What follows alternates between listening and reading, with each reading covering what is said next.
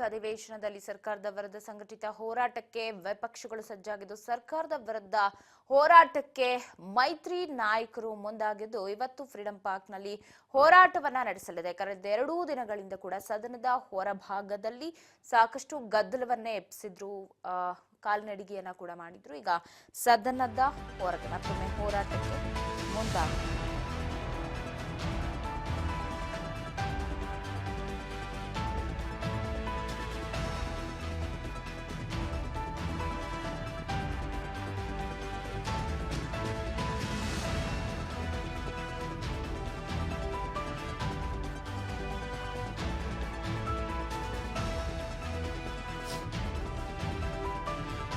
ಸಂಘಟಿತ ಹೋರಾಟಕ್ಕೀಗ ಮೈತ್ರಿ ನಾಯಕರು ಸಜ್ಜಾಗಿದ್ದಾರೆ. ಸರ್ಕಾರದ ವಿರುದ್ಧ ಎಸ್ಪಿಪಿ ಟಿಎಸ್ಪಿ ಹಣ ದುರ್ಬಳಕೆಯ ಆರೋಪ, ಅದಕ್ಕೆ ಆಕ್ರೋಶವನ್ನ ವ್ಯಕ್ತಪಡಿಸಲಿದ್ದು ಗೃಹ ಲಕ್ಷ್ಮಿ ವಿಚಾರ ಅಂದ್ರೆ ಗ್ಯಾರಂಟಿಗಳ ವಿಚಾರವನ್ನ ಕೂಡ ಪ್ರಸ್ತಾಪವನ್ನ ಮಾಡ್ತಾ ಬಿಸಿ ಮುಟ್ಟಿಸೋಕೆ ಮುಂದಾಗಿದೆ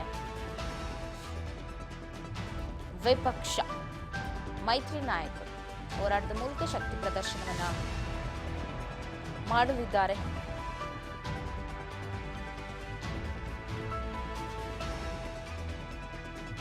ಸದನದ ಒಳಗೂ ಹೋರಾಟವನ್ನ ನಡೆಸಬೇಕು ನಮ್ಮ ಪ್ಲಾನ್ ಇದ್ರೆ ಇದ್ದ ಹೊರಭಾಗದಲ್ಲೂ ಕೂಡ ಸರ್ಕಾರವನ್ನ ಕಟ್ ಹಾಕುವ ಪ್ಲಾನ್ ನಡೀತಾ ಇದೆ ವಿಪಕ್ಷಗಳು. ಸರ್ಕಾರದ ವಿರುದ್ಧ ಹೋರಾಟಕ್ಕೆ ಮುಂದಾಗ್ತಾ ಇದ್ದಾವೆ, ಶಕ್ತಿ ಪ್ರದರ್ಶನಕ್ಕೆ ಮುಂದಾಗ್ತಾ ಇದೆ ವಿಪಕ್ಷ.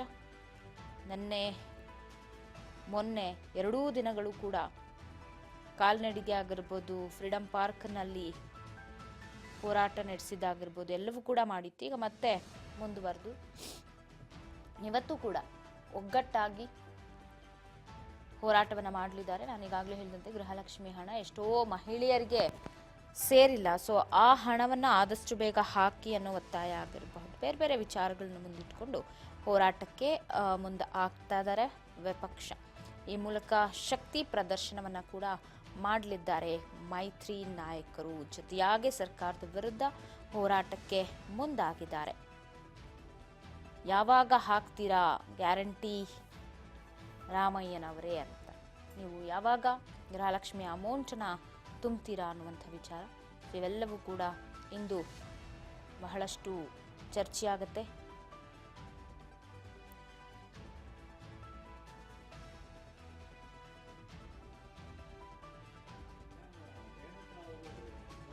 ನೋಡೋಣ ಏನೆಲ್ಲ ಚರ್ಚೆ ಆಗುತ್ತೆ ಏನು ಇರುತ್ತಾ ಅಂತ ಹೇಳಿ. ಬಗ್ಗೆ ಮತ್ತಷ್ಟು ಅಪ್ಡೇಟ್ಸ್ ಕೊಡ್ತಾರೆ ಪ್ರತಿನಿಧಿ ರೇಣುಕಾ ಫೋನ್ ಸಂಪರ್ಕದಲ್ಲಿದ್ದಾರೆ. ರೇಣುಕಾ, ಕಳೆದ 2 ದಿನಗಳಿಂದ ಕೂಡ ಮೈತ್ರಿ ನಾಯಕರು ಫ್ರೀಡಂ ಪಾರ್ಕ್ ಕಾಲ್ನಡಿಗೆ ಅಂತ ಹೇಳಿ ಜಾಥಾ ಹೋರಾಟವನ್ನ ಮಾಡ್ತಾ ಇದ್ದಾರೆ. ಇವತ್ತು 3ನೇ ದಿನಕ್ಕೆ ಸದನ ಕಾಲಿಡ್ತಾ ಇದೆ. ಇವತ್ತು ಕೂಡ ಪ್ರತಿಭಟನೆಯನ್ನ ಮಾಡಬೇಕು ಫ್ರೀಡಂ ಪಾರ್ಕ್ ನಲ್ಲಿ ಅನ್ನುವಂಥ ಪ್ಲಾನ್ ಮಾಡ್ಕೊಂಡಿದ್ದಾರೆ. ಸದ್ಯದ ಅಪ್ಡೇಟ್ಸ್ ಏನೆಲ್ಲ ಸಿಗ್ತಾ ಇದೆ ಯಾರೆಲ್ಲ ಇರ್ತಾರೆ ಈ ಒಂದು ಹೋರಾಟದಲ್ಲಿ?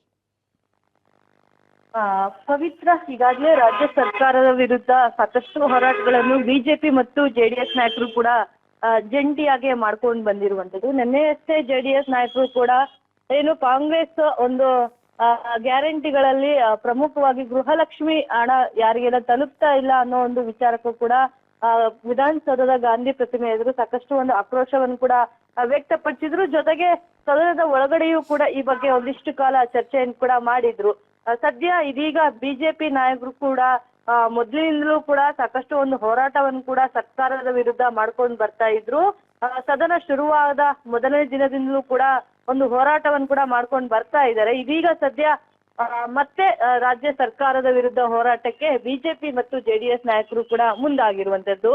ಅಂದ್ರೆ ಕಾಂಗ್ರೆಸ್ ನಾಯಕರ ಮೇಲೆ ಈಗಾಗಲೇ ಸಾಕಷ್ಟು ಒಂದು ಆರೋಪಗಳು ಕೂಡ ಕೇಳಿ ಬರ್ತಾ ಇರುವಂತದ್ದು. ಯಾಕೆಂತಂದ್ರೆ ತಾವು ಘೋಷಣೆ ಮಾಡಿದಂತಹ 5 ಗ್ಯಾರಂಟಿಗಳಿಗೆ ತಾವು ಜನರಿಗೆ ತಲುಪಬೇಕಂದ್ರೆ ಸರ್ಕಾರದ ಒಂದು ಖಜಾನೆಯಲ್ಲಿ ಹಣ ಇಲ್ಲ. ಹಾಗಾಗಿ ಒಂದಿಷ್ಟು ಸಮುದಾಯಗಳಿಗಿರ್ಬೋದು, ಬೇರೆ ಬೇರೆ ರೀತಿಯಾದಂತಹ ಒಂದಿಷ್ಟು ನಿಗಮಗಳಿಗೆ ಮೀಸಲಿಟ್ಟಂತಹ ಹಣವನ್ನು ದುರ್ಬಳಕೆ ಮಾಡ್ಕೊಳ್ತಿದ್ದಾರೆ ಅಂತೇಳಿ ಕೂಡ ಸಾಕಷ್ಟು ಬಾರಿ ಹೋರಾಟವನ್ನು ಕೂಡ ಮಾಡಿದ್ರು. ಇದಕ್ಕೆ ಸಂಬಂಧಪಟ್ಟಂತೆ ಟಿಎಸ್ಪಿ ಹಣವನ್ನು ಕೂಡ ಈಗಾಗಲೇ ಏನು ಕಾಂಗ್ರೆಸ್ ನಾಯಕರು ದುರುಪಯೋಗ ಮಾಡ್ಕೊಂಡಿದ್ದಾರೆ ಅಂತಕ್ಕಂಥ ಒಂದು ಆರೋಪವನ್ನು ಕೂಡ ಈಗ ಸದ್ಯ ಬಿಜೆಪಿ ನಾಯಕರು ಮಾಡ್ತಾ ಇರುವಂತದ್ದು. ಇದಕ್ಕೆ ಸಂಬಂಧಪಟ್ಟಂತೆ ರಾಜ್ಯಾಧ್ಯಕ್ಷ ವಿಜಯೇಂದ್ರ ಮತ್ತು ವಿಪಕ್ಷ ನಾಯಕರಾದಂತಹ ಆರ್ ಅಶೋಕ್ ಅವರ ಒಂದು ನೇತೃತ್ವದಲ್ಲಿ ಫ್ರೀಡಂ ಪಾರ್ಕ್ ನಲ್ಲಿ 11 ಗಂಟೆಗೆ ಒಂದು ಬೃಹತ್ ಆದ ಪ್ರತಿಭಟನೆಯನ್ನು ಕೂಡ ಹಮ್ಮಿಕೊಂಡಿರುವಂತದ್ದು. ಈ ಒಂದು ಪ್ರತಿಭಟನೆಯಲ್ಲಿ ಕೂಡ ಜೆಡಿಎಸ್ ನಾಯಕರು ಕೂಡ ಭಾಗವಹಿಸ್ತಾರೆ. ಜೊತೆಗೆ ಬೆಂಗಳೂರಿನ ಸಂಸದರು ಮತ್ತೆ ಶಾಸಕರು, ಮಾಜಿ ಸಚಿವರು ಮತ್ತೆ ಸೇರಿದಂತೆ ಜಿಲ್ಲಾಧ್ಯಕ್ಷರು ಸೇರಿ ಕೂಡ ಒಟ್ನಲ್ಲಿ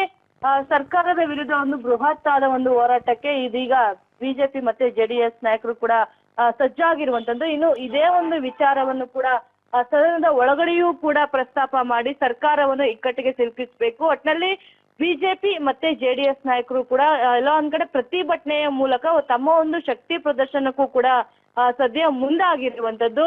ಈ ಒಂದು ಬಜೆಟ್ ಅಧಿವೇಶನ ನಡೆಯುವಂತಹ ಸಂದರ್ಭದಲ್ಲೂ ಸರ್ಕಾರದ ವಿರುದ್ಧ ಒಂದು ಪದೇ ಪದೇ ಅವರ ಒಂದು ನೀತಿಯನ್ನು ಖಂಡಿಸಿ ಮತ್ತೆ ಬಜೆಟ್ ಆದ ನಂತರವೂ ಕೂಡ ಅವರ ಒಂದು ವಿರುದ್ಧ ಹೋರಾಟಗಳಿರ್ಬೋದು, ಯಾವ ರೀತಿಯಾಗಿ ಮಾಡ್ಕೋಬೇಕು, ಈ ರೀತಿಯಾದಂತಹ ಚರ್ಚೆಗಳನ್ನು ಕೂಡ ಈಗಾಗಲೇ ಸದ್ಯ ಉಭಯ ನಾಯಕರು ಕೂಡ ಮಾಡ್ಕೊಂಡಿರುವಂತದ್ದು. ಹಾಗಾಗಿ ಸರ್ಕಾರದ ವಿರುದ್ಧ ತಮ್ಮ ಒಂದು ಚಾಟಿ ಬೀಸುವುದರ ಮೂಲಕ ಈ ಹಿಂದೆ ಅವರ ಮೇಲೆ ಇದ್ದಂತಹ, ಯಾಕೆಂತಂದ್ರೆ ಸರ್ಕಾರವನ್ನು ಇಕ್ಕಟ್ಟಿಗೆ ಸಿಲುಕಿಸುವ ಒಂದು ಪ್ರಯತ್ನದಲ್ಲಿ ವಿಪಕ್ಷ ಸ್ಥಾನದಲ್ಲಿ ಇದ್ದಕ್ಕಂತ ಪಕ್ಷಗಳು ಹಿಂದೇಟು ಹಾಕ್ತಿದ್ದಾವೆ, ಯಾವುದೇ ರೀತಿಯಾದಂತಹ ಕಠಿಣ ಹೋರಾಟ ಮಾಡ್ತಾ ಇಲ್ಲ ಅಂತಕ್ಕಂಥ ಆರೋಪ ಅವರ ಮೇಲೆ ಇರುವಂತದ್ದು. ಹಾಗಾಗಿ ಈಗಿನಿಂದಲೇ ಸರ್ಕಾರದ ವಿರುದ್ಧ ಒಂದು ಚಾಟಿ ಬೀಸುವ ಒಂದು ಮುಖಾಂತರ ಸರ್ಕಾರ ಯಾವ ರೀತಿಯಾದಂತಹ ಜನಪರವಾಗಿ ಕೆಲಸ ಮಾಡ್ತಾ ಇದೆ, ಪ್ರಮುಖವಾಗಿ 5 ಗ್ಯಾರಂಟಿಗಳಿಗೆ ಯಾವೆಲ್ಲ ಹಣವನ್ನು ಬಳಕೆ ಮಾಡ್ಕೋತಾ ಇದೆ, ಆ ಒಂದು 5 ಗ್ಯಾರಂಟಿಗಳು ಜನರಿಗೆ ಎಷ್ಟರ ಮಟ್ಟಿಗೆ ತಲುಪ್ತಿದೆ ಅನ್ನೋ ಒಂದು ವಿಚಾರವನ್ನು ಕೂಡ ಜನರ ಮುಂದೆ ಇಡುವಂತಹ ಪ್ರಯತ್ನವನ್ನು ಸದ್ಯ ಬಿಜೆಪಿ ಮತ್ತೆ ಜೆಡಿಎಸ್ ನಾಯಕರು ಮಾಡ್ತಾ ಇರುವಂತದ್ದು. ಪವಿತ್ರ, ಥ್ಯಾಂಕ್ ಯು.